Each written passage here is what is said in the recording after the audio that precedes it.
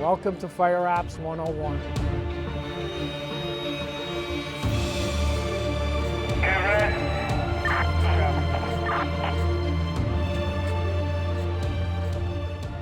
What we're going to show today to both village administrators, Fire and Police Commission, and all the people that attended are what we do on a day-to-day basis.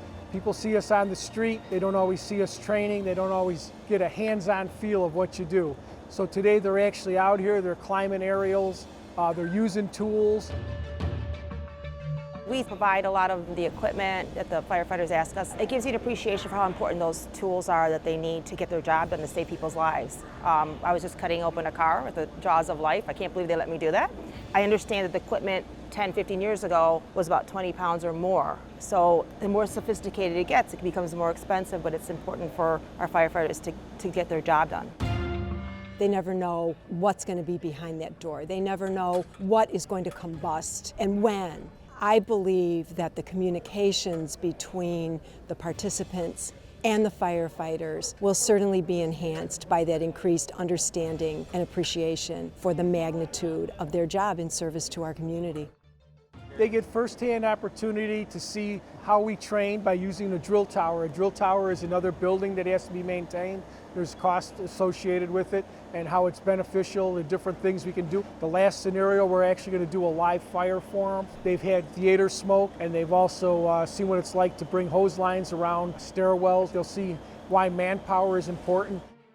Just doing a simulated fire and walking through a smoky house with a mask on, seeing what they go through, having to crawl on your knees. I left there like shocked because you can't really appreciate how hard it is to do the jobs that they do until you are in that position. When we request different things in our budget, they can see the difference, for instance, on our aerial by having a basket or not. So when they step off the aerial into a basket onto the roof, it's a lot easier than if you just step off the aerial onto the roof. There's an expense for having a basket, but there's also a need for it and a use for it. I really enjoyed the CPR training, and it was kind of emotional because you learn things like if it's an elderly person, their bones are brittle, and if you're performing CPR, you got to continue doing it. Doesn't matter if their bones crack because they're more likely to crack when you're older. You never know when you're going to need those skills. After spending the last 5 hours doing just a fraction of what they do, I am even more awestruck by the commitment, the dedication, the mental fortitude, in addition to the physical strength that they must have to keep our community safe.